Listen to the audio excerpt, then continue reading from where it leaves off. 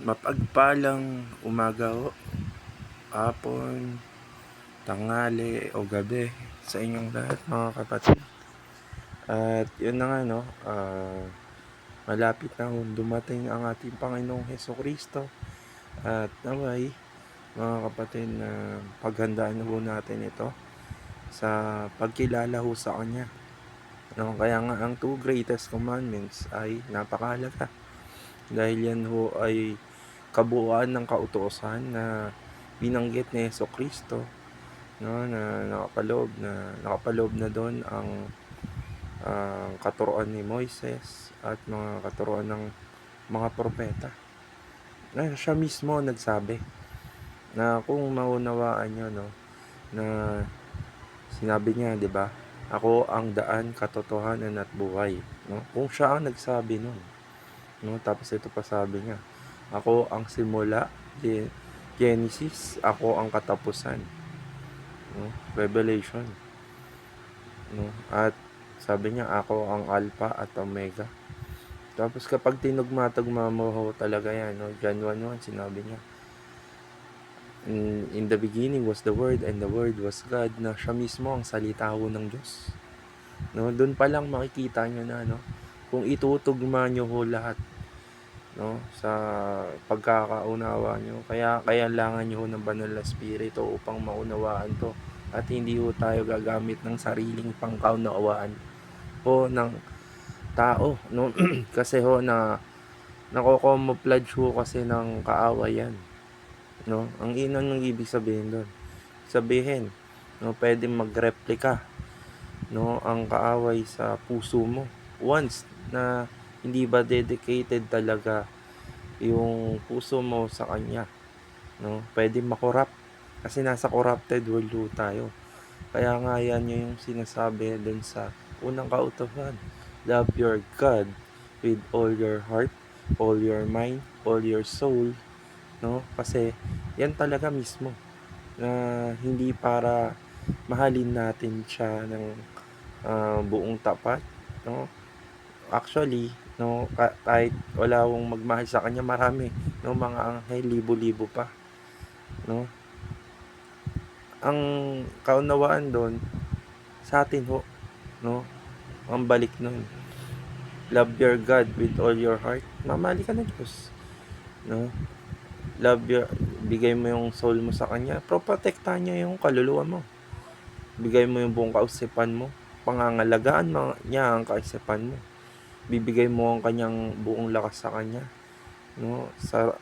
Yung kahit yung buong lakas mo ay sobrang mahina ka na, yun yung ano natin, dadating tayo sa point na yung lakas ho natin, no, masasagad hanggang sa mahina ka na. Ito yan yung kaya nga yung konsepto ng yan, no, matatagpuan nyo din, no, kung nanonood kayo ng Demon Slayer, di ba?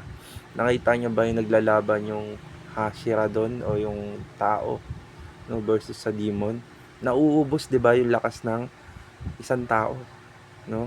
Hanggang kahit na sobrang galing ng tao, naging bihasa, no, mapagtatagumpayan pa rin ng kaaway dahil naging immortal sila, no? Same thing sa ating mga tao, no? Kung hindi po natin i-surrender yung buong lakas natin sa kanya, no, kakainin tayong buong buo ni Satan, no, ng mga devil. Kaya nga napakahalaga mga kapatid na mag-surrender tayo buong buo, no? Yun yung totoong faith, no? Surrender mo lahat ng pinagmamalaki mo, lahat ng nasa puso mo, lahat ng kung ano yung meron ka, surrender mo sa kanya, no? Kaya nga nakalagay din sa scriptures, di ba, na huwag mag-ipon ng kayamanan, no, dahil may magnanakaw. Kaya nga kinategorize siya sa John 10:10, to steal, to kill, to destroy. Unang-una doon, no, yung sa unang commandment, itapat mo doon siya, no? Unang-unang kinukuha niyan is yung unang commandment, yung love your God with all your heart, or your soul, or your strength.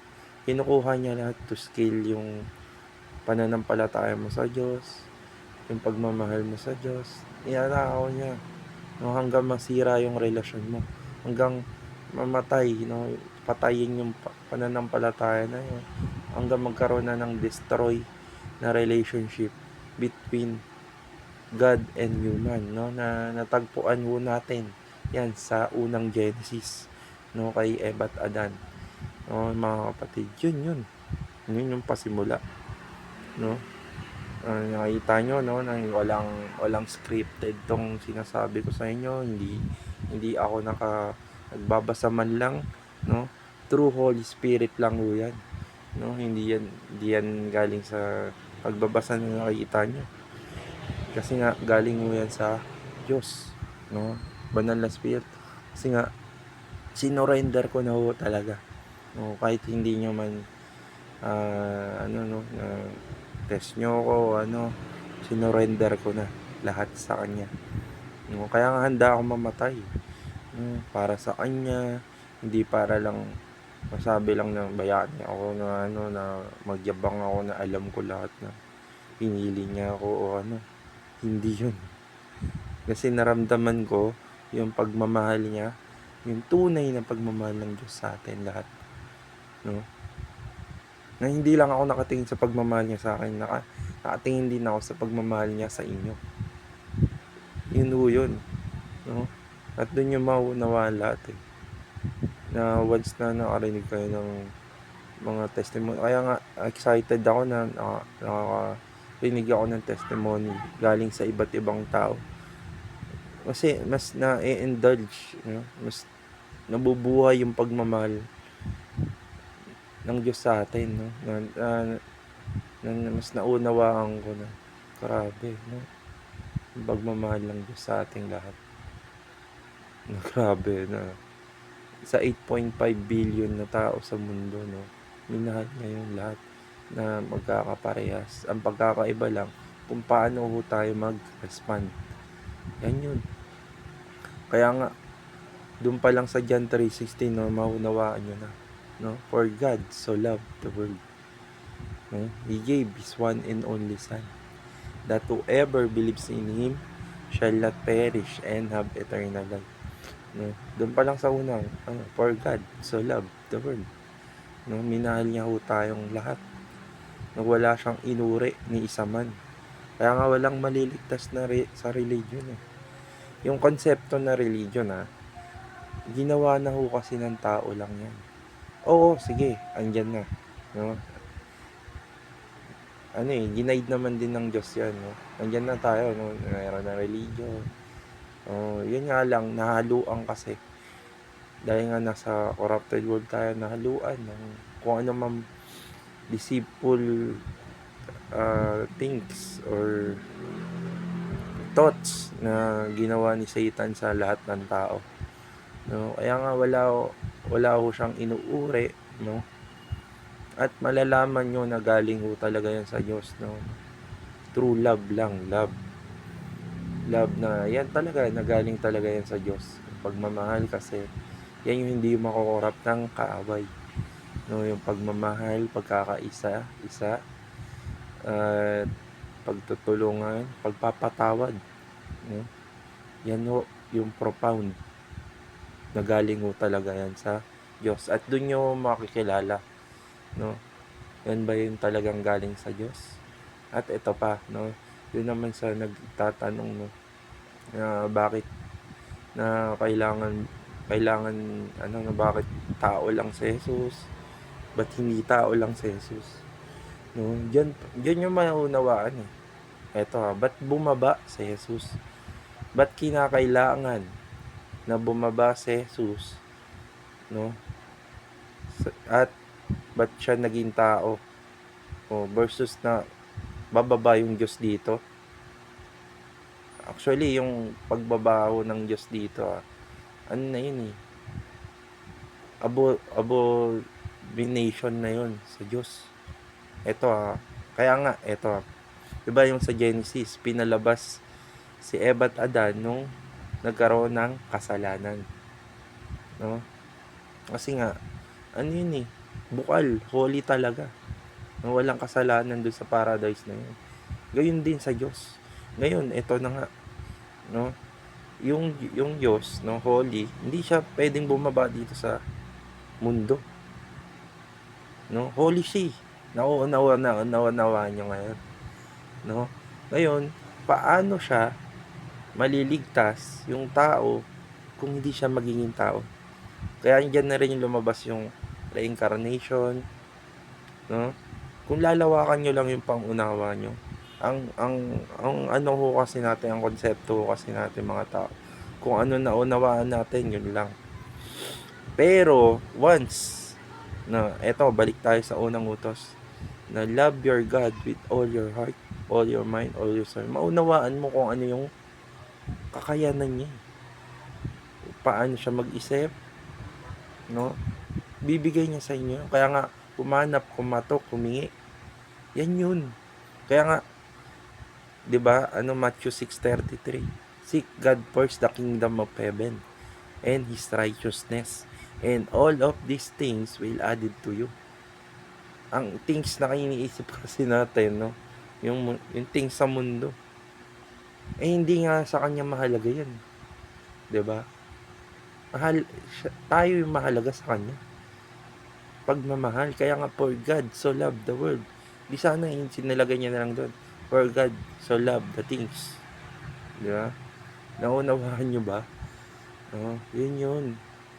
Hindi yan yung para lang may masabi lang tayo na ganto ganyan. Hindi. Unawain nyo. Kaya nga napakahalaga ng sympathy, empathy, imagination, no, kasama na yun. At yun, pagbibigay ng surrender talaga sa kanya. Parang pag-surrender ni Abraham sa kanyang anak, no? Di naman talaga literal eh. No? So, pwedeng i-test tayo na maging literal. Pero depende kasi sa isang tao. No? Depende sa puso mo din. No? Kung handa ka talaga bang ibigay, no? Kaya nga sabi ko sa inyo, 'di ba? Na binigay ko na nga talaga yung buhay ko sa kanya. Handa akong mamatay sa kanya. Alam niya 'yan. Nakikita niya 'yan. Yung sincere ka ba? No? Kung totoo ka ba? No, kung sabi-sabi mo lang ba? Kaya nga spirit of truth eh. At doon yun malalaman ng Diyos. No, hindi yan, yung iba kasi nililiteral pa. Tapos kailangan mangyari muna bago talaga mapatunayan. Yan kasi tayo noon, corrupted word ko kasi. Kasi nga nasanay tayo na saktan tayo ng ganun, move on. No? Talagang lahat ng yan, no, mararanasan mo natin. No, i-move on nyo yung konsepto na yun na nasaktan ka dati dahil sa mga taong ganyan. Move on. No, hindi yan yung no, makapag sa inyo ng mapagpaligayaw sa inyo, kundi katotohanan niya yung makapagpalayaw sa inyo. Kaya nga ulitin ko, no, John 14:6 bago ito mawala.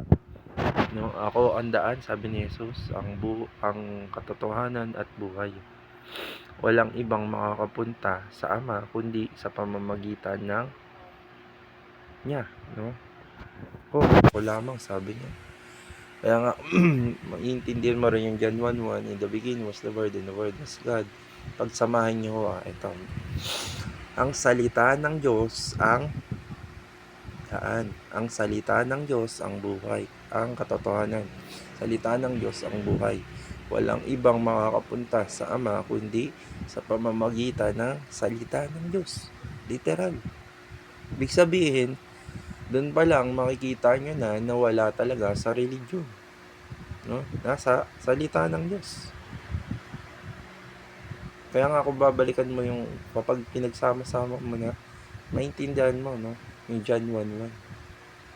Yung John 1:1, John 14:6. Tapos yung first and unang commandments, talagang patungkol sa kanya. No? Kilalanin mo siya. Kaya nga Romans 3:23, wala naging matuwid, no, ni isa man, no, hindi dahil sa nagkasala talaga sila. Nandun na yung nagpagkakasala. Pero ito yun, no? Wala akong naging matuwid talaga sa Diyos dahil hindi nila kinilala yung Diyos. Kaya nga Romans 3:23 ay Matthew 6:33, seek God first. Nakita nyo, seek God first and the kingdom of heaven. Ibig sabihin nun, yung una, yung Diyos. Kaya nga love your God with all your heart, all your mind, all your soul. Magkaugnay na yun dun sa unang utos. The kingdom of heaven, ano yung kingdom of heaven? Dun sa utos, mapapansin mo, love. At yun yung kingdom of heaven. Love. Kaya nga God is love. Kaya nga, kung iintindihin nyo sa Korinto, 'di ba? Nakalagay doon sa Korinto, yung Corinthians 13:13, no? Yung pinakamahalaga, faith, love, and hope abides, no? Pero pinakamahalaga daw ang pag-ibig, no? Yun, mga kapatid. Yun lamang, no? God bless po sa inyo. At kung yun lamang